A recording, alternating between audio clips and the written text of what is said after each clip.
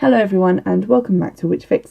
Today I'm going to be talking about a book called Witch Hill by Marcus Sedgwick, and this is actually a children's novel, but it does contain quite a lot of very odd and strange themes which I haven't come across elsewhere in witch-themed novels that I've been reading recently, so I thought I'd give it a shout because it is quite interesting and very deep in some cases, and then in some cases not so deep. Marcus Sedgwick is like a big time legit writer. He has a lot of books out, but I think this was his second novel ever, so it is quite old at this point. It came out in 2001 and it has been since followed by a ton of other books, I think, for both children and adults, so he's got range, I'll give him that. So Witch Hill is quite a short book. It comes in at just under just over 150 pages, so not particularly long at all. And the blurb for it is this: the fire was a family tragedy that will always haunt Jamie, and there is something else going on in the village of Crown Hill, something terrifying to do with an evil old hag who gets into his dreams and a scared girl, the victim of a witch hunt. Jamie senses the girl's presence all around. If only he could cross the barriers of time and save her. A present-day boy, a 17th century girl, an ancient crone. For a single moment their lives are fused by fire, and as the dark secrets of Crown Hill and its witches are revealed, Jamie confronts his worst fears in order to free himself from the horrors of his past. So that sounds chilling, and to be honest doesn't give a whole lot away. Is it going to be a novel featuring time travel? Is it going to be about a witch conspiracy? Is it about supernatural occurrences or more mundane ones? We don't know yet. Well, obviously I do because I have read the book. The novel begins with Jamie staying with his aunt in her house in Crown Hill and staying with his aunt and his cousin, because his family home has burnt down, and we are drip-fed information about the fire. At first, just that there has been a fire, and secondly, that, his parents are obviously still alive and fine, and they are taking care of, all the insurance business and things, but they've sent him down to his aunt to get him away from it all. And then he keeps mentioning Kizzy, who you're sort of given to understand is his sister, and whether or not something bad happened to her in the fire and whether or not that was his fault, and that's kind of an unfolding story throughout the novel. The start of the novel is him having a nightmare, which I'm willing to forgive because it is quite short. I hate dream sequences that go on for a really long time. This one goes on for a page, which is fine, and obviously the nightmares do feature quite heavily in the plot because they are how he encounters this evil old hag who is chasing him. That's all we get to go on at the beginning, is that he has had this bad dream featuring this evil old lady who's chasing him, and there has been the fire. And then at the end of the first chapter, there's a section which is just a page long and it has an italicized font on it. And opposite it is a kind of black and white line drawing of a creepy lady, which, let me tell you, I could have done without seeing at 11 p.m. when I was lying in bed making a start on this new novel. And this is a pattern. After each chapter you get a black and white line drawing, and on the page facing it a little extract of something to do with a witch. And the first of these is: first, it is said that she learned this detestable art of witchcraft at the age of 12, and that she at that time did renounce God and gave of her blood to Satan. Then that she did from this time employ the said detestable art for the conjuration and invocation of evil and wicked spirits for sorcerous purposes for a period of not less than 5 years. And that she did that March exercise her enchantments upon Richard Sedley of Frog End, Ashbury, as revenge for the quarrel between them, and that the said Richard Sedley began to pine and waste, and thus he was consumed until his death, April 2nd, the year of our Lord, 1658. So you probably don't need the 1658 there to tell you that all of that is taking place quite a long time ago because of the language, but it was only at that point that I began to sit up and take notice of the book. The first chapter, to be honest, I was kind of a little bit put off because it was written in that very boys' novel of the 1970s. It felt very kind of oh, hello, Jim, it appears you have had a nightmare. Let me go and get you some hot milk and I'll tell Aunt Fanny all about it. But when this came in, I kind of became aware that there was something darker, something different going on in the plot, and it was going to be less straightforward than that writing style made it appear. So that's when I became interested. What got me even more interested, and the thing that drew me into the novel and powered my interest through most of it, is the fact that Jamie's aunt is currently heading up a project to have the crown of Crown Hill cleaned, and it's not like a physical crown that you would put on your head. It is a big chalk drawing on the hillside, sort of similar to some of the other ones in the UK, but basically it has become overgrown and hidden beneath like grass, and it's been stained by the elements, and she wants to have it cleaned up for the town, and she seems quite gung-ho about it, almost like pathologically so. It's all she wants to talk about, and the arrangements for it and everything, and she seems just to be kind of bulldozing over the fact that Jamie just like narrowly escaped a house fire with his life and is obviously kind of traumatized by that, and also, you know, that her sister, his mum, and her family have been put through the ringer as well because of this house fire. So that kind of read a bit weird to me, and it kind of gave me a few like creeping chills that maybe something was going on with this drawing that we didn't know about. It was something compelling her almost to be interested in it as she was. And she's definitely having conversations with Jamie's cousin about the drawing, about other things, about the nightmare that he's having that he is not included in, but that he keeps overhearing, that suggests that something mysterious and odd is happening, which I couldn't get enough of. I was very excited. It actually started to do something that some of the other novels I've read, like The Witches, try to do in this kind of witchy conspiracy, the Wicker Man type way, that they never really succeeded at for me. But this one, and it's a kid's book, was actually really doing it for me in terms of suggesting that there was a conspiracy and suggesting that something not quite right was happening in this village, which I fell in love with as a plot element. They refer to the cleaning of the crown as the scouring, with like a capital S as well, which gives it this kind of real ritualistic kind of feel whenever they mention it. And then certain people start to let slip that they are scouring the old woman and not the crown. And the history of the village starts to unravel a little bit, and Jamie starts to find out a few things about it. Namely that it wasn't always called Crown Hill, and that the crown, or if indeed it is a crown on the hillside, was not always seen as a crown. It used to be something else, and that maybe it has been added to, or parts of it have been covered up to change what it was originally. I'm going to give a spoiler warning now because we're getting into some actual plot stuff. So if you're intrigued so far, stop listening, go buy the book, read it, and then come back. I'll wait.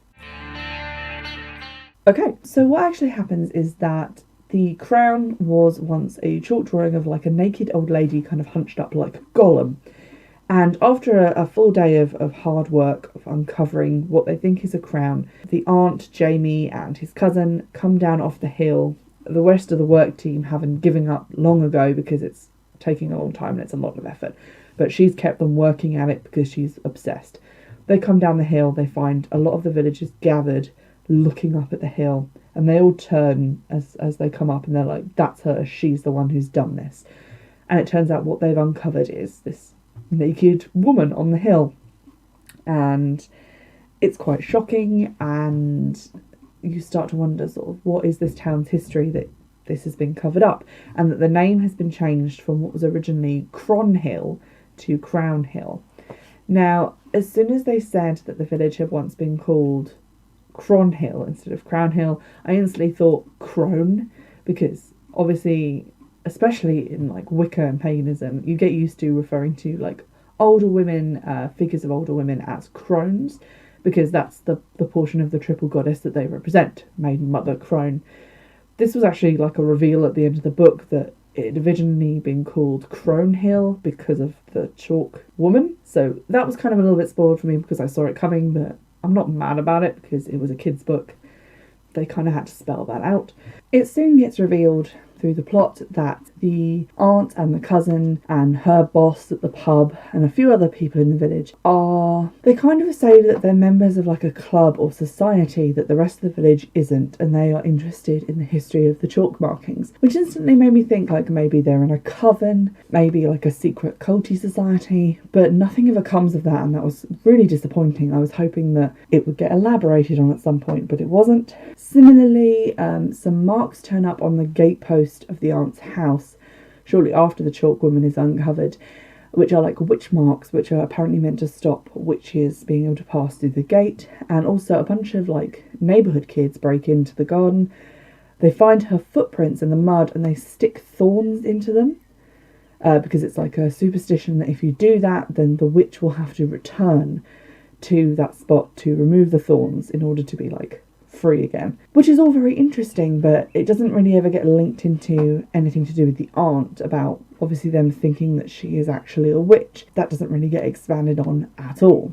So that was quite disappointing in terms of the plot, and what had got me interested in it, the like vague chills, the kind of idea of this secret society and these secret goings on, kind of withered away and died towards the last quarter of the book, because none of it really got expanded upon or used in an effective way, which was a little bit disappointing. What I did find interesting is the way in which the two ideas of witchcraft and the old woman and Jamie's fear of the fire that he escaped are used in the story. So Jamie, in his final confrontation with the hag woman who shows up, she's sitting on his chest and he can't breathe and he can't move.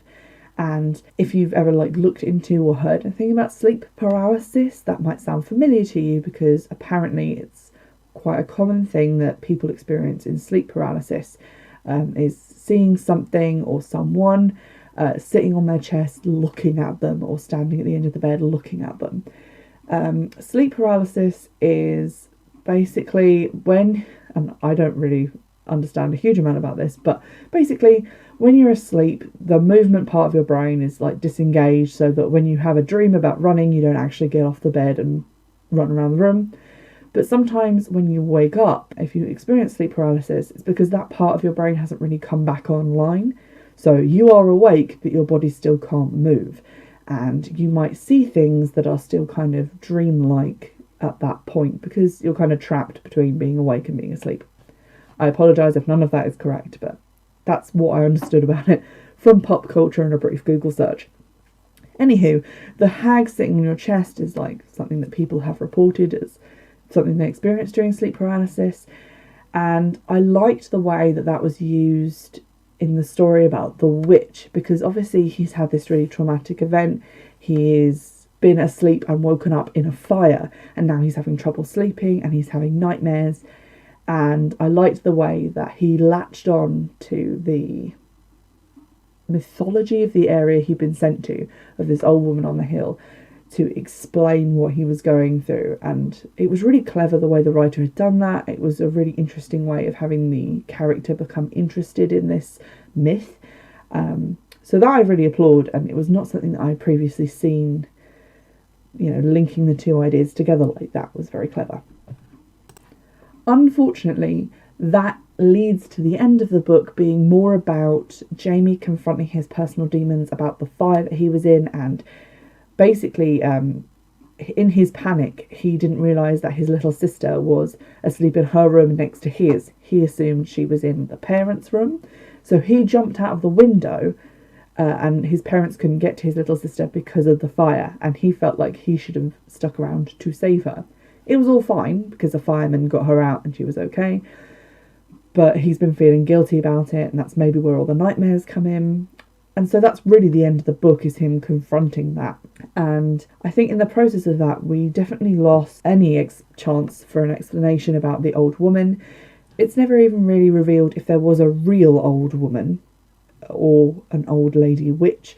The paragraphs in between chapters are about the young girl who was accused of witchcraft, who was then burnt alive in her house, which obviously is a bit triggering for Jamie and what he's been through. But the old woman, why there is an old woman on the hill, why the townspeople are so suspicious and superstitious about it, why his aunt was so obsessed with it, and why people think she's an actual witch. These questions kind of go unanswered, and for me that was slightly disappointing, because those were the elements that obviously I was more interested in hearing about, and I wish that something had been done with them as well as with Jamie's story. The book isn't that long, it's 150 pages, and I felt like they could have added another 50 pages of just explaining that stuff in a satisfactory way that wouldn't have left me with kind of witchy blue balls, if you will. Aside from that, it does a really good job of talking about the witch craze and the Civil War in really simplistic terms that I think obviously would come across well to children, and in a way that would explain that. And it makes it clear that witches weren't like burnt at the stake really in England. They were hanged, and various other kind of historical things that did seem accurate in the story. My immersion was slightly ruined, however, by two things which I found disproportionately funny. And I feel like when you're trying to create like a spooky narrative, you don't want to accidentally say something that will make people laugh. It's sort of like some of the bits in like the Annabelle movies, like in the Conjuring universe, where the doll is kind of being like dragged along by its hair and bouncing around, and it just looks a little bit silly. So the first thing is that the witch who was burned alive in her house, she had a familiar. The familiar was called Mr. Chubb, or Chubb, which I found funny because it's such a name that you would give a cat, like this fat useless cat. Oh yeah, that's Chubb, which amused me to the book's detriment, I think. So there was that. There's also a point at which Jamie has the second dream about the witch, and she comes after him out of this hole in the ground. It's never really explained why she comes out of the hole in the ground. Like, I thought they were going to go into it and maybe be like, oh, she was buried down there or something as part of like this local legend, but again, that was never explained. So I'm going to read you a little bit, and it just spot the moment that made me laugh. Then I see something else. There are bare patches between some of the matted lumps of hair. In these bare patches, I can see something so white it is evil, and then it moves. Not just a twitch this time, but a shudder. The ball of hair in front of my face rolls, twisting awkwardly on the rotting cloth. I am looking into the face of the witch. I throw up and scream all at the same time, trying to push myself backwards and failing. The floor of the foul pit I am in is covered in a stinking mess of putrefying slime, and my hands just wallow in it. The witch opens her slit mouth and a sound comes out, a really frightening sound. She is laughing.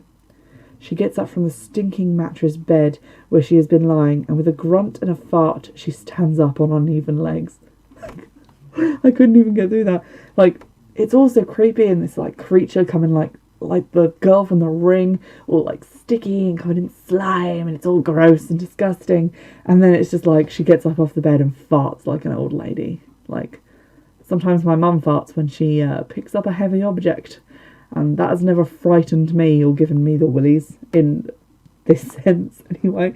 So that made me laugh just a little bit. Otherwise, I really like it. It has some interesting ideas. It's definitely not one that I would like read again, but it is one that I think is worth a read if you enjoy those kind of creeping horror aspects, even though nothing really comes of them in the end. But as a sort of psychological portrayal of witchcraft elements in a story, it is very good and very original, so I have to give it that, especially given that quite a lot of witchy children's books tend to be, you know, girl protagonists doing magic or finding out about, you know, witches and stuff. This one really stands out as being original and interesting, and I'll definitely go on and read some of this author's other books, maybe like the more adult ones, because I quite like his writing style and it is very clever. I hope you've enjoyed this review. You can get in touch in the usual ways. Let me know about any other children's book series or teenage book series about Wicca specifically, because my Circle of Three series and my Sweep series, they're coming to a close or have come to a close.